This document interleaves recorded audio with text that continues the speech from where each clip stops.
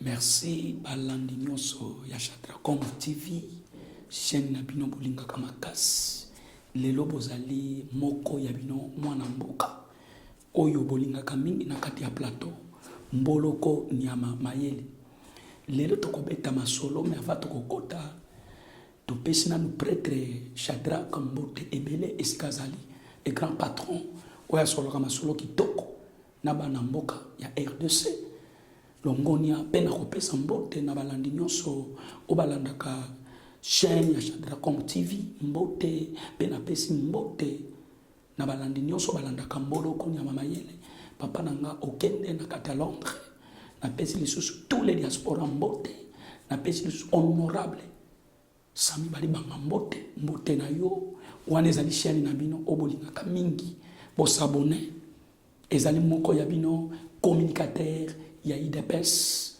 mboloko nyama mayele awa tokosolola masolo politique bokolanda biso malamu bolandaki mingi lisolo otokobeta lelo ezali lisolo mai etali seni. Pourquoi tozobeta lelo lisolo etali seni tozo comprendre te banda babimisaki président Kadima comme mokonzi ya seni mais ambongo na sholi bazo kolinga kosala coup d'état ya l'institution. Comment mboka ezala en otage il y a le tel individu oyo bango mibali bazo mboka en otage non plus biso tant que peuple congolais tozo loba na chef de l'état tant que garde de la nation azo pétan ya ko katalika mo malgré seni ezali indépendant. Alors tozo temps bakendaki na maponami ces confessions religieuses et voté Denis Kadima. Mais comment des confessions religieuses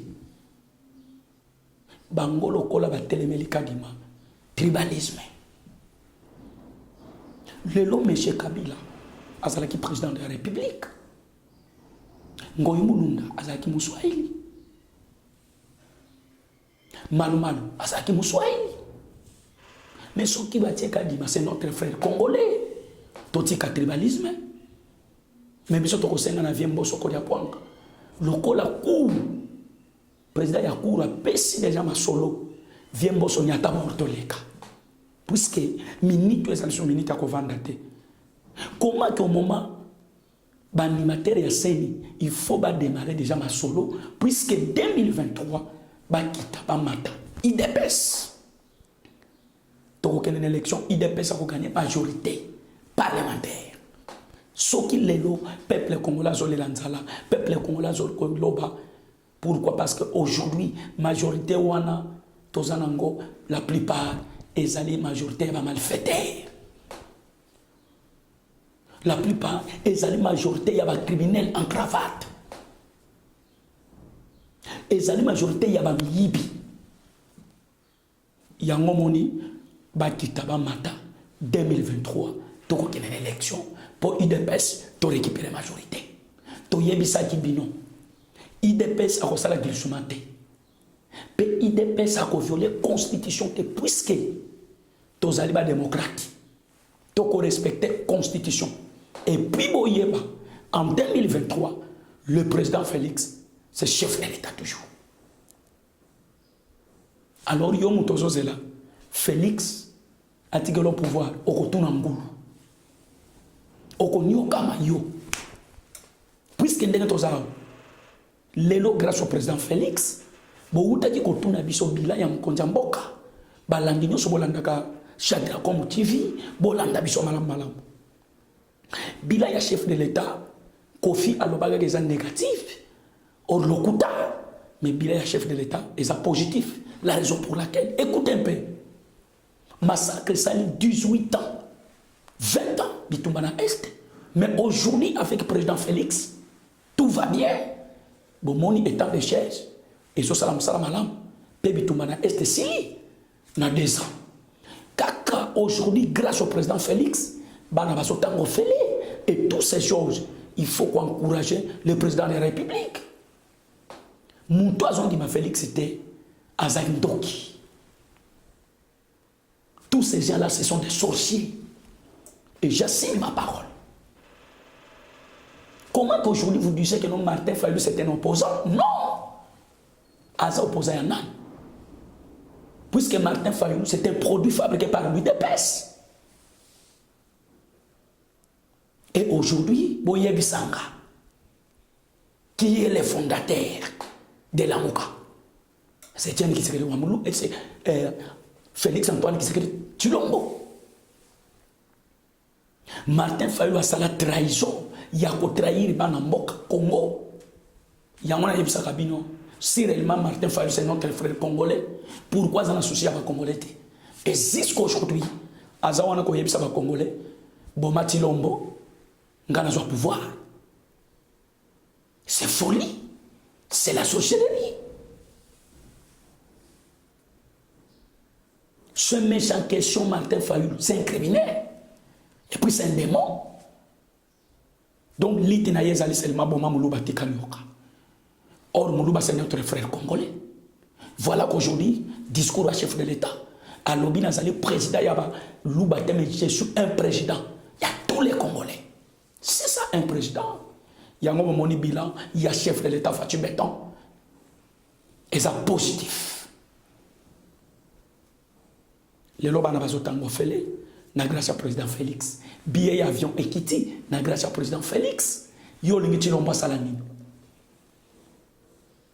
Pondi manchi lomba bo mamwa sinaye. Ndoki. Oko sibir ba conséquences yo ndoki. Alors aujourd'hui, Tokoye Babino, Kebozaba Congolais.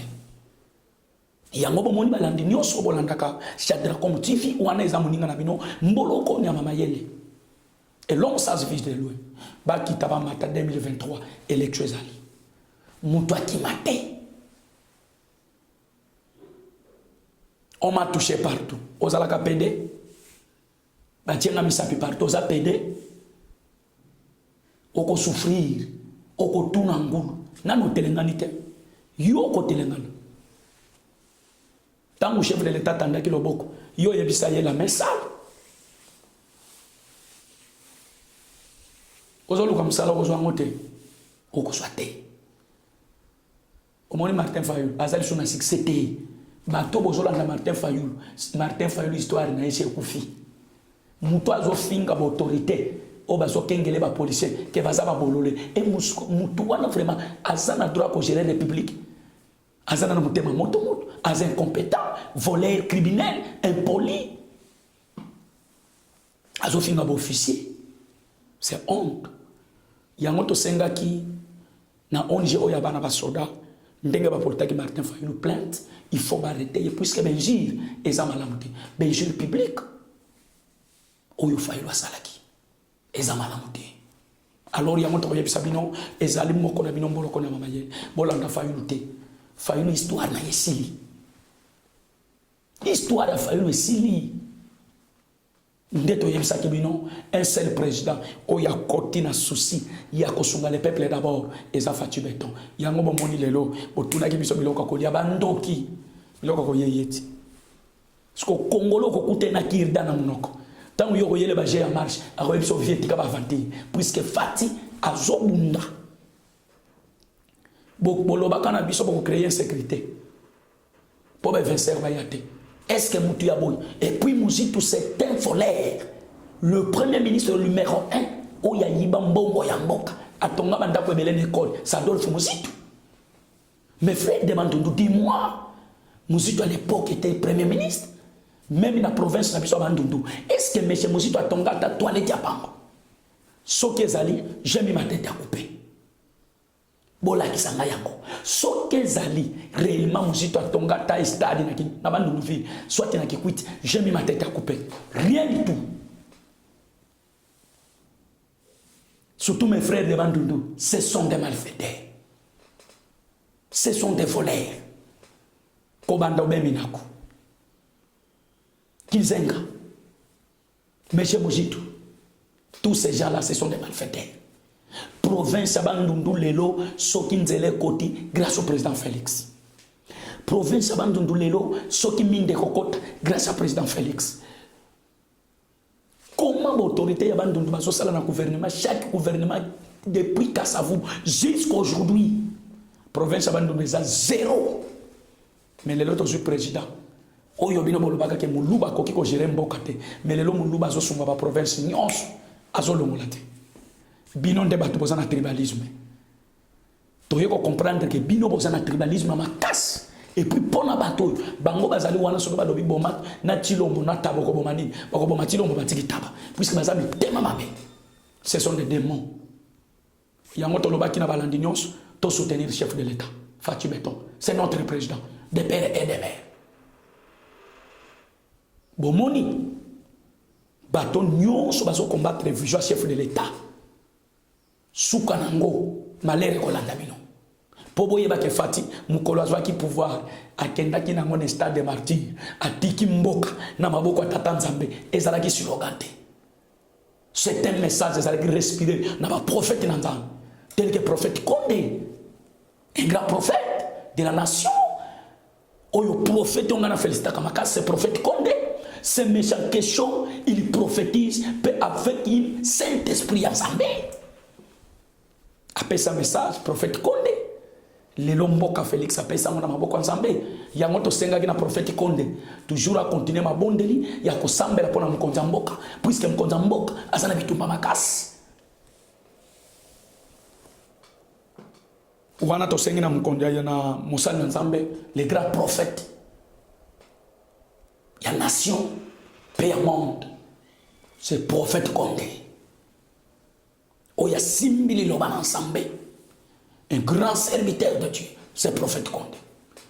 A prier, on continue à prier pour le chef de l'État, pour la nation, na kobanza kimia ezali. Balandi nyonso obolanda kabiso, masolo mususu tozobeta, boyeba ke ngobila basala ki ye audit, un seul gouverneur ou un incompétent voleur, un coulon en cravate. Je regrette beaucoup quand je vois Kinshasa, obolobela kibiso kini bopet, et jusqu'aujourd'hui rien du tout. Mais c'est gentil à ce le côté. Ma boulou partout. Qui ne peut pas te combo la balabala te. Qui ne peut pas il faut terrasser et boucher. Monsieur le gouverneur. Au yéli bisoka système ya kimuta. Full. Solo. Kusu. Yango to senga kina ndekozi. Elengeta. IGF tango koma ki pa yangobila.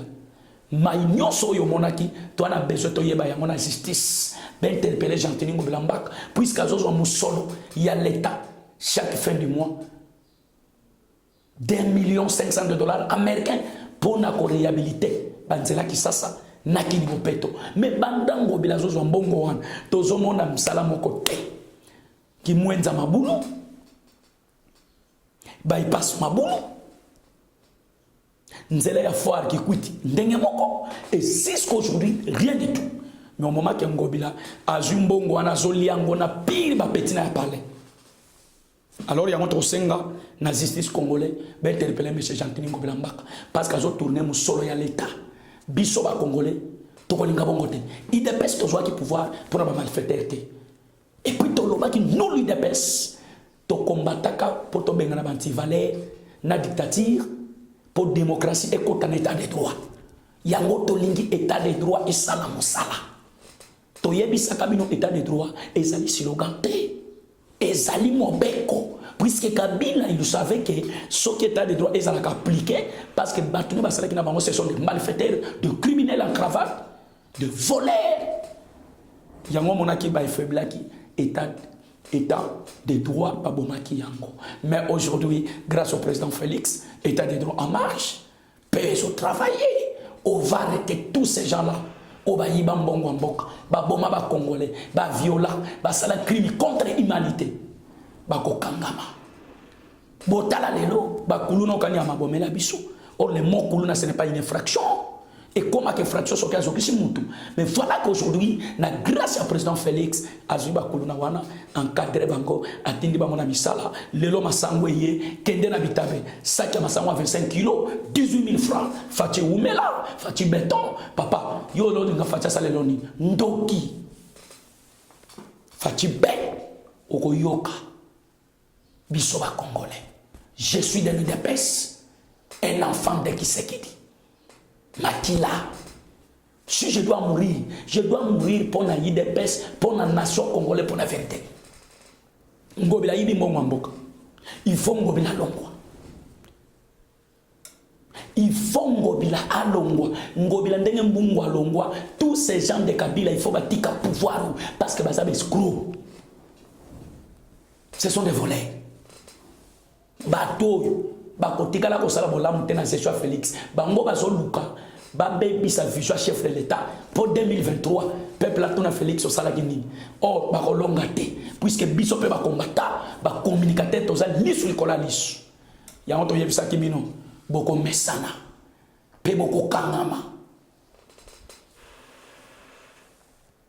toko senga na ministre ndeko Kibasa Madiba ko mekape ko vérifier makambo etali ram na ko ministre premier ministre Sama Lukonde peuple les là pour na likambo ya ram et puis eloko esali biso découragement comment ram ba pays nyonso sezali mais façon monsieur Kibasa so utiliser ram eza bongote ba komi kolia biso unité atotie ya 500 et que ya 1000 francs maintenant ce qui tozana besoin ko benga bato se communiquer to ko se communiquer ndenge ni. Donc, M. Kibasa Madiba a yibi na ndenge ya vis-à-vis. Amilakisi na ba Congolais ke liti papa na ye abunda ezalaki ya pamba. Or, je regrette beaucoup quand je vois son père Kibasa Madiba parmi les 13 parlementaires, Tatana ezalaki na 4. Mais je regrette beaucoup quand je vois aujourd'hui Kibasa Madiba abimi na réputation moko ya mabe. Non! C'est pitoyable quand même. Yango to senga ki na tata Sama Lukonde Michel. Likambo etali rami bon mekanan ko traité yango pour etambola malam puisque chef de l'état lobaki tozawana musala pour les peuples d'abord peuple azana besoin à sentir libre na makamunyo surtout et puis toko senga na gouvernement congolais likambo etali loyer ya nako lelo ba garantir ko ba 7 mois 8 mois 9 mois 10 mois avec notre pays. Voilà qu'aujourd'hui maintenant nous avons besoin seulement tout le monde a échangé ndenge bana bazotango fele lelo to moni masangu kaka mkonza mboka zo bunda ye moko yango nazo regretter bato bazo finga Félix azo bunda ye moko kozala ko kende ko luka ben investisseur ye moko masolo ya ko beta coopération bilaterale ye moko mais tout cela ba ministre bazali rien du tout yango to sengaki na janvier ministre oya salima lamte azala libanda. Mes chers collègues, Obolanda Kamboloko, ne vous en faites pas. Gouvernement a yebindenga so traité, bako changer, mais ram tout le monde est ali. Mais dès qu'on a vu ce qui Kibasa Madiba utilisé yango na ndenga mabe et puis eloko on a regretté langage à ministre Kibasa Madiba, un homme intelligent, en tout cas mutumoko yo pena na pesa mingi valeur, boania azama yele makas. Mais na découragé qui na likambo moko alobi ke mbongo ya lam ekendaka na gratuité ya enseignement. En tout cas na place wana monsieur Kibasa Madiba obetaki libanda. C'est pitoyable. Toko senga na gouvernement toyeba musolo wana place kei. Pe musolo wana il faut ezonga na trésor public ya l'état puisque ça musolo ba congolais. Bino ba ka FCC bokota makambote. Bino parce que nous avons vraiment yibi. Bino vous avez l'eau comme on a yebisa biso. Peperde bino. Vous avez 18 ans. 18 ans à pouvoir. Bobomi ba congolais. Bo violé. Bobomana wemba na kinakati. Bobomana marimi sam. Bobomana Eric Lengi. Bobomana Muse. Boboma ba tebele. Bino peperde bo yebisa biso ni. Boale le côté. Ya koloba na biso. Puisque le Congo soki Félix a un pouvoir té. Mais le Congo c'est Jiki. Carte na bino ezalaki bo diviser Congo, miyibi, bandoki. Côté bo uta to yeba binote. Ba tata na bino to yebi bangote. Ba mama na bino to yebi bangote. Escroc. Boyaka bo escroquer pays na biso. Mais bo kokite, on ne peut pas nous intimider. On moni ba bengane na ndako à l'état, Zoé, ba bengani. Comment un homme 18 ans à pouvoir azanga même lupango akende kofanda na ndako à l'état ndako alete koma ya ye yango na yebisaki balandi nyonso soki ya solo ndako wana eza ya Zoé. Moi j'ai mis ma tête à couper avec ma main. Si réellement eza ndako na ye akende kofunda na parquet soit na grande instance na parquet à grande instance akende koporter moto plainte oya botele ndako wana eza ya Zoé eza ya l'État to récupérer yango balandi nyonso o balandaka mboloko nyama mayele tokozalaka na bino na kati ya chaîne ya Shadracom TV tokobeta masolo ebele tokobeta lisusu masolo bo s'abonner makasi na chaîne na bino o bolingaka mingi Shadracom TV chaîne moko makasi o ezosala propagande politique pour le peuple d'abord wana ezalaki moko ya bino mboloko nyama mayele ba nyonso bolandaka ngai chaîne na bino yango bo s'abonner à chaque fois naza toujours na chaîne ya Shadracom TV oyo tozo benga grand patron oya simbi masolo ya chaîne Shadracom TV wana bomoni kuna lisusu ingénieur ye moko kondi cordon asimbi masolo ya chaîne Shadracom TV ye wana toujours tozana ye ensemble tozana ye toujours bo s'abonner et kozala mpe malamu balandi nyonso boyebake ndenge tozali awa le président Félix retour au pays ba mandataire public va kozala déjà nommé boyebake ki Salomé Banda chef de l'État sur travailler to tiaye maboko to soutenir ye to sungaye po ete misala ekende liboso bolanda bato ya tribalisme te bampang na beto bandundu ya ba Congo beto na beto soutenir Fati Beton c'est notre frère de père et de mère benulanda bofe boke ba miyibi muke songa benu Martin Fayulu yake vanda mpang na beto fe yake kusabe Sénégalais munene kana yake vanda mpang na beto bandundu ya songa beto bwala na yandi ya songa beto province ya songa beto kaka ti mama nandi ya butuka na bwala nkibwa muivi benulanda ndi fe beto na sima ya Fati parce que Fati c'est notre frère de père et de mère oboyi Facho Longwe